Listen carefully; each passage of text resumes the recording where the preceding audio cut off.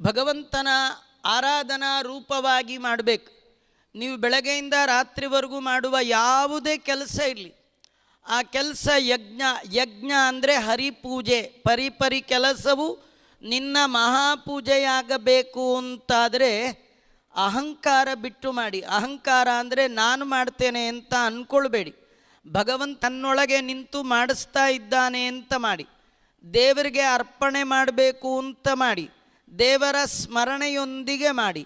ಸಂಕಲ್ಪ, ಸ್ಮರಣೆ, ಸಮರ್ಪಣೆಯ ನಡುವೆ ನಡೆಯುವ ಎಲ್ಲ ಕರ್ಮಗಳು ಕೂಡ ಅದು ಭಗವಂತನ ಪೂಜಾತ್ಮಕವಾಗಿ ಆಗ್ತಕ್ಕಂಥದ್ದು. ಇಂತಹ ಯಜ್ಞವನ್ನು ಸಾತ್ವಿಕ ಯಜ್ಞ ಅಂತ ಕರೀತಾರೆ. ಇದು ದೈವಿ ಸಂಪತ್ತು.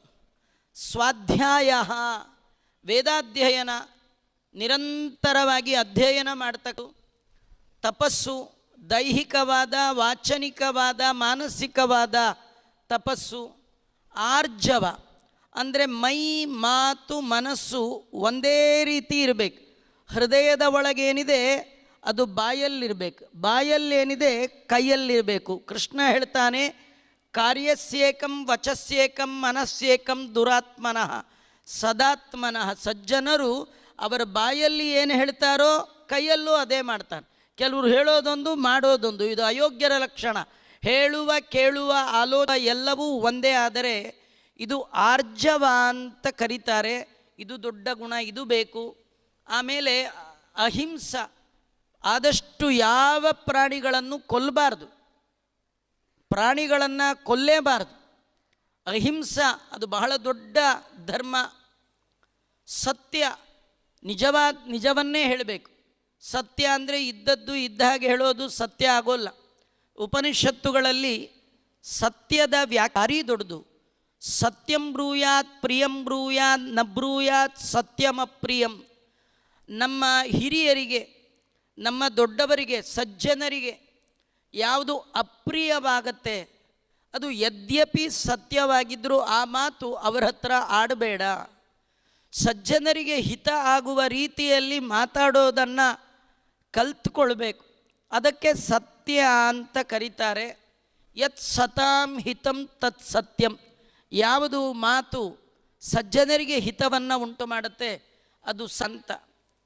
ನಿಜವಾಗಿಯೂ 26 ಗುಣ ಹೇಳ್ತಾ ಹೋದರೆ 7 76 ಆಗಿಬಿಟ್ರೂ ಆಗಿಬಿಡುತ್ತದೆ. ಇದು 26 ಗುಣಗಳು ಭಗವಂತ ಹೇಳ್ತಾನೆ.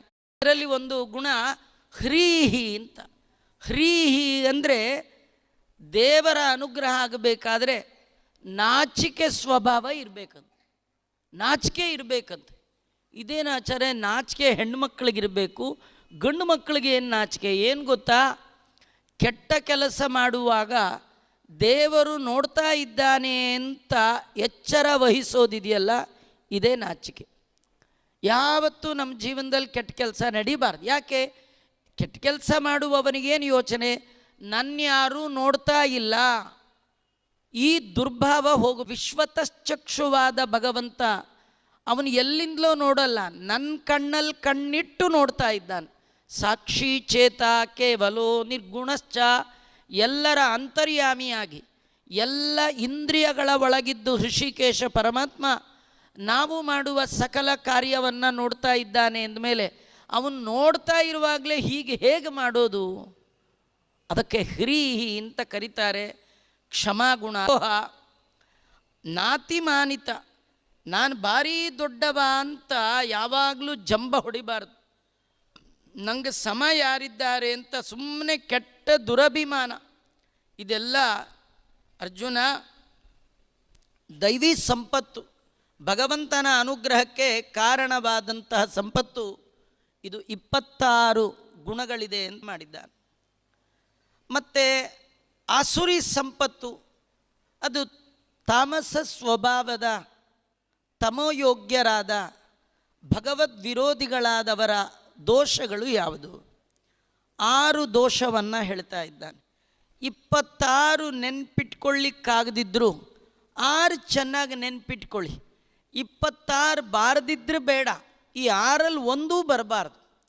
ಅದು ಯಾವುದಾರು? ಪಹ ದರ್ಪೋಭಿಮಾನಶ್ಚ ಕ್ರೋಧ ಪಾರುಷ್ಯಮೇವ ಚ ಅಜ್ಞಾನಂ ಚ ಬಿಜಾತಸ್ಯ ಪಾರ್ಥಂ ಸಂಪದಮಾಸುರೀಂ ದರ್ಪ, ದಂಭ, ಅಭಿಮಾನ, ಕ್ರೋಧ, ಪಾರುಷ್ಯ, ಅಜ್ಞಾನ.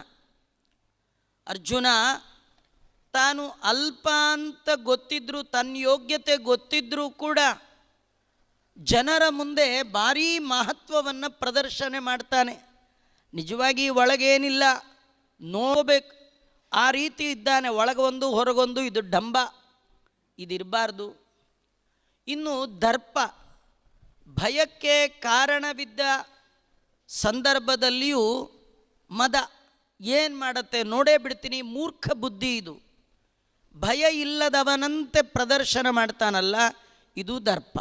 ಭಯ ಬೇಕು, ಒಳ್ಳೆಯದು, ಆದರೆ ಸುಮ್ಮನೆ ಭಯ ಪಡಬಾರ್ದು. ಭಯವಿದ್ದಾಗ ಭಯ ಪಡದೇ ಇದ್ದರೆ ಅದನ್ನು ದರ್ಪ ಅಂತ ಕರೀತಾರೆ. ಮನೇಲಿ ಸಾಲಿಗ್ರಾಮ ಇದೆ, ನರಸಿಂಹ ಸಾಲಿಗ್ರಾಮ.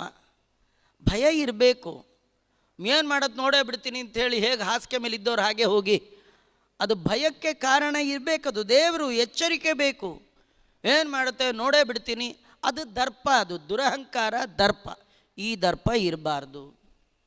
ಅಭಿಮಾನ, ಅಭಿಮಾನ ಅಂತಂದರೆ ಅಹಂಕಾರ, ತನ್ನ ಮೇಲೆ ಸುಮ್ಮನೆ ಭಾರಿ ಅಹಂಕಾರ ಪಡ್ತಕ್ಕಂಥದ್ದು. ಕ್ರೋಧ, ಇತರರು ಬೇರೆಯವರಿಗೆ ಪೀಡೆಯನ್ನು ಉಂಟು ಮಾಡುವಂತಹ ಚಿತ್ತ ವಿಕಾರಕ್ಕೆ ಕ್ರೋಧ ಅಂತ ಕರೀತಾರೆ. ಪಾರುಷ್ಯ ಅಂದರೆ ಹರಟಾಗುವಂತಹ ಮಾತು, ಇನ್ನೊಬ್ಬರ ಹೃದಯಕ್ಕೆ ನೋವುಂಟು ಮಾಡುವಂಥ ನಿಷ್ಠೂರದ ನುಡಿ. ಅವು ನಾ ಹೇಳೋದು ಹೇಳ್ಬಿಡ್ತೀನಿ, ಅವು ಎಲ್ಲರೂ ಏನಾರು ಹಾಳು ಬಿದ್ದೋಗ್ಲಿ, ನಾನು ಹೇಳಬೇಕು ಅದೆಲ್ಲ ಹಾಗೆಲ್ಲ ಮಾತಾಡಬಾರ್ದು. ಈ ನಿಷ್ಠೂರದ ಮಾತುಗಳನ್ನು ಆಡಬಾರ್ದು. ಆಮೇಲೆ ಅಜ್ಞಾನ, ಏನು ಗೊತ್ತಿಲ್ಲ, ಗೊತ್ತಿಲ್ಲ ಅನ್ನೋದು ಗೊತ್ತಿಲ್ಲ. ಗೊತ್ತಿಲ್ಲ ಗೊತ್ತಾದರೆ, ಗೊತ್ತಿಲ್ಲ ಅನ್ನೋದು ಏನಾದರೂ ಗೊತ್ತಾದರೆ ಏನಾದರೂ ಗೊತ್ತು ಮಾಡ್ಕೊಳ್ಳಿಕ್ಕೆ ಹೋಗ್ಬೋದ್ರಿ. ನನಗೇನು ಗೊತ್ತಿಲ್ಲ ಅನ್ನೋದು ಬಂದುಬಿಟ್ಟು ಜೀವನದಲ್ಲಿ ಮತ್ತೇನು ಗೊತ್ತು ಮಾಡ್ಕೊಳ್ಳಿಕ್ಕೆ ಸಾಧ್ಯವೇ ಇಲ್ಲ. ಇದು ಅಸುರ ಸಂಬಂಧವಾದ ಸಂಪತ್ತು. ಅಸುರ ಸ್ವಭಾವದ ಜನರಿಗೆ ದಂಭವೇ ಮೊದಲಾದ 6 ದೋಷಗಳು ಅವರಲ್ಲಿರುತ್ತೆ. ಕೃಷ್ಣ ಹೇಳ್ತಾನೆ, ದೈವಿ ಸಂಪದ್ವಿಮೋಕ್ಷ ನಿಬಂಧಾಯಾಸುರಿ ಮತ ಮಾಶುಚ ಸಂಪದಂ ದೈವೀಂ ಅಭಿಜಾತೋಸಿ ಪಾಂಡವ. ಹೇ ಅರ್ಜುನ, ಈ 26 ಗುಣಗಳು ವಿಮೋಕ್ಷಾಯ, ವಿಶಿಷ್ಟವಾದ ಬಿಡುಗಡೆಗೆ ಕಾರಣ ಆಗುತ್ತೆ. ಇಲ್ಲಿ ಮೋಕ್ಷ ಅಂದರೆ ಬಿಡುಗಡೆ, ಮೋಕ್ಷ ಅಂದರೆ ದೇವರು ಕೊಡುವಂತಹ 4 ವಿಧದ ಮೋಕ್ಷಗಳೇನಿದೆ, ಸಾಲೋಕ್ಯ, ಸಾಮೀಪ್ಯ, ಸಾರೂಪ್ಯ, ಸಾಯುಜ್ಯವೇ ಮೊದಲಾದದ್ದು, ಅನಂತಾಸನ, ಶ್ವೇತದ್ವೀಪ, ವೈಕುಂಠ ಲೋಕಗಳೇನಿದೆ, ಇದನ್ನು ಮೋಕ್ಷ ಅಂತಾರೆ. ಇಲ್ಲಿ ಸಂಪದ್ ಮೋಕ್ಷಾಯ ದೇವರು ಹೇಳದೆ ವಿಮೋಕ್ಷಾಯ ಅಂದ್ರ. ವಿಮೋಕ್ಷ ಅನ್ನುವ ಮಾತಿನಿಂದ ವಿ ಉಪಸರ್ಗದಲ್ಲಿ ಆ ಮೋಕ್ಷದಲ್ಲಿಯೂ ತಾರತಮ್ಯ ಇದೆ. ತೆರನಾದ ಮೋಕ್ಷ ಅಲ್ಲ. ಆಚಾರ್ಯ ಮಧ್ವರನ್ನು ಬಿಟ್ಟು ಕೆಲವರು ಮೋಕ್ಷದಲ್ಲಿ ಸಮಾನತೆಯನ್ನು ಹೇಳ್ತಾರೆ. ಒಮ್ಮೆ ದೇವರನ್ನು ನೋಡಿದ್ರಿ ಅಂದರೆ ನೀವು ದೇವರೇ ಆಗಿಬಿಡ್ತೀರಿ, ದೇವ್ರಿಗೂ ನಿಮಗೂ ಏನು ವ್ಯತ್ಯಾಸ ಇಲ್ಲ ಅಂತ. ಆ ರೀತಿ ಅಲ್ಲ. ಆತ್ಮರೆಲ್ಲ ಒಂದೇ ಆಗ್ತೀವಿ ಅಂತ ಕೆಲವರು, ಹಾಗೂ ಅಲ್ಲ. ಎಲ್ಲರೂ ಅಲ್ಲಿಯೂ ಕೂಡ ತಾರತಮ್ಯ ಇರತಕ್ಕಂಥದ್ದು ತೋರಿಸ್ಲಿಕ್ಕೋಸ್ಕರವಾಗಿ ವಿಮೋಕ್ಷಾಯ. ಆಮೇಲೆ ನಿಬಂಧಾಯ, ಬಂಧ ಅಂದ್ರೇ ಅದು ನಿತ್ಯ ನರಕಾದಿಗಳು. ನಿಬಂಧ ಅಂದರೆ ಅದರಲ್ಲಿಯೂ ಕೂಡ ನಿತ್ಯ ನರಕ, ತಮಸ್ಸೆ ಮೊದಲಾದ ಬೇರೆ ಬೇರೆ ವ್ಯತ್ಯಾಸಗಳೆಲ್ಲ ಇರ್ತಕ್ಕಂಥದ್ದು, ಅದರಲ್ಲಿಯೂ ಪ್ರಭೇದಗಳು ಇದೆ ಅಂತ ತೋರಿಸ್ಲಿಕ್ಕೆ ಅಸುರಿ ಮತ ಅಂತ ಹೇಳ್ತಾ ಇದ್ದಾರೆ. ಇದೆಲ್ಲ ಕೇಳಿ ನಮಗೆ ಒಮ್ಮೊಮ್ಮೆ ಅನ್ಸತ್ತೆ, ಏನಪ್ಪ ಏನು ನಾವು ಎಲ್ಲಿದ್ದೀವಿ, ಏನು ಕತೆ. ಆದರೆ ತುಂಬ ಸೀರಿಯಸ್ ಆಗಿ ನಾವು ತಗೊಳ್ಳಲ್ಲ. 2 ದಿವಸ ಆದರೆ ಇನ್ನು ಮುಂದಿನ ವರ್ಷದವರೆಗೂ ಭಗವದ್ಗೀತೆ ನಾವೇನು ಮುಟ್ಟಕ್ಕೆ ಹೋಗಲ್ಲ. ಆದರೆ ನೋಡ್ಕೊಳ್ಳೋಣ, ಕೇಳಿದ್ದೆಲ್ಲ ಮರ್ತೋಗುತ್ತೆ. ಕೇಳಿದ್ದು ನೆನ್ಬೋದು. ಆದರೆ ಉತ್ತಮಾಧಿಕಾರಿಯಾದ ಇಂದ್ರಾವತಾರಿಯಾದ ಅರ್ಜುನ ಭಯಪಟ್ಟ. 26 ಗುಣ ಹೇಳ್ತಾ ಇದ್ದಾನೆ, ನನ್ನಲ್ಲಿದೆಯೋ ಇಲ್ವೋ, ನಾನು ಎಲ್ಲಿ ಬೀಳ್ತೀನೋ ಏನೋ ಅಂತ ವಿಚಲಿತನಾದಾಗ ಭಗವಂತ ಅರ್ಜುನನಿಗೆ ಹೇಳ್ತಾನೆ, ಮಾ ಶುಚ ಪಾರ್ಥ ಪಾಂಡವ, ಹೇ ಅರ್ಜುನ ನೀ ಹೆದರಬೇಡ, ನಿನ್ನಲ್ಲಿ ದೈವಿ ಸಂಪತ್ತು ಇದೆ ಅಂತ ಸ್ವಯಂ ಭಗವಂತನೇ ಅವನಿಗೆ ಆಶ್ವಾಸನೆ ಕೊಟ್ಟು ಹೇಳ್ತಾ ಇದ್ದಾನೆ. ನೀನೇನು ಯೋಚನೆ ಮಾಡಬೇಡ, ನಿನಗೆ ಉತ್ತಮವಾದ ಲೋಕಪ್ರಾಪ್ತಿ ಇದೆ, ನನ್ನ ಮಾತು ಕೇಳಿದರೆ ನೀನು ಯುದ್ಧ ಮಾಡು, ಭಗವಂತನ ಆರಾಧನೆ ಅಂತ ಮಾಡು. ಹೀಗೆಲ್ಲ ಹೇಳುವಾಗ ದ್ವರ್ಗೌ ಲೋಕೇಸ್ಮಿನ್ ದೈವ ಆಸುರ ಏವ ಚ ದೈವೋ ವಿಸ್ತರಶ ಪ್ರೋಕ್ತಃ ಆಸುರಂ ಪಾರ್ಥಮೇ ಶೃಣು. ಜಗತ್ತಲ್ಲಿ ಈ ಲೋಕದ ಒಳಗೆ ಎರಡು ಪ್ರಾಣಿ ಪ್ರಪಂಚ, ಎರಡು ಬಗೆಯ ಪ್ರಾಣಿ ಪ್ರಪಂಚ. ಪ್ರಾಣಿ ಅಂದರೆ ಕಾಡಲ್ಲಿರೋ ಪ್ರಾಣಿ ಅಥವಾ ನೀವು ಬೀದಿಲ ಪ್ರಾಣಿ ಅಲ್ಲ, ಪ್ರಾಣ ಇರುವವರೆಲ್ಲ ಪ್ರಾಣಿಗಳೇ. ಅದು ಎರಡು ಥರದ್ದು ಅಂತ. ಅದರಲ್ಲಿ ಒಂದು ದೈವ, ಇನ್ನೊಂದು ಆಸುರಿ. ದೇವ ಸಂಬಂಧವಾದದ್ದು, ಅಸುರ ಸಂಬಂಧವಾದದ್ದು ಅಂತ ಎರಡೇ. ನೋಡಿ, ಇದು ಎಷ್ಟು ದೊಡ್ಡ ವಿಶೇಷವಾದ ಮಾತಿದು. ಯಾಕಂದರೆ ನಾವು 100, 200, 300 ಜಾತಿಗಳನ್ನು ಮಾಡಿಕೊಂಡವರು. ಭಗವಂತ ಹೇಳ್ತಾನೆ ಎರಡೇ, ಹರಿಭಕ್ತರು, ಹರಿದ್ವೇಷಿಗಳು, ದೇವಸ್ವಭಾವದವರು, ಸ್ವಭಾವದವರು. ದೇವಸ್ವಭಾವದವರು ಉದ್ಧಾರ ಆಗ್ತಾರೆ, ಆಸುರಿ ಸ್ವಭಾವದವರು ಹಾಳಾಗಿ ಹೋಗ್ತಾರೆ. ಇದು ಎರಡು ಇರ್ತಕ್ಕಂಥದ್ದು. ಇದುವರೆಗೆ ನಿನಗೆ ದ್ವೌಸರ್ಗ, ಎರಡು ಸರ್ಗದ ಒಳಗೆ ದೈವ, ಅದನ್ನು ವಿಸ್ತಾರವಾಗಿ 26 ಗುಣಗಳನ್ನು ನಾನು ನಿನಗೆ ಹೇಳಿದೆ. ಆಸುರಿಸದವರು ಇನ್ನೂ ವಿಸ್ತಾರವಾಗಿ ಹೇಳ್ತೇನೆ ಕೇಳು ಅಂತ. ಯಾಕಿಷ್ಟು ಹೇಳ್ತಾನೆ ಅಂದರೆ, ತುಂಬ ವಿಮರ್ಶೆ ಮಾಡಿ ಭಗವಂತ ಹೇಳ್ತಾನೆ, ಯಾವ ಭಾಗದಿಂದಲೂ ಈ ಆಸುರಿ ಸಂಪತ್ತು ನಿಮ್ಮನೆ, ನಿಮ್ಮ ಮನೆ ಮತ್ತು ಮನ ಸೇರಬಾರ್ದು, ನಿಮ್ಮ ಮನಸ್ಸಿನ ಒಳಗೆ ಬರಬಾರ್ದು. ಅದಕ್ಕೆ ನಿಮಗೆ ವಿಸ್ತಾರವಾಗಿ ಹೇಳ್ತಾನೆ.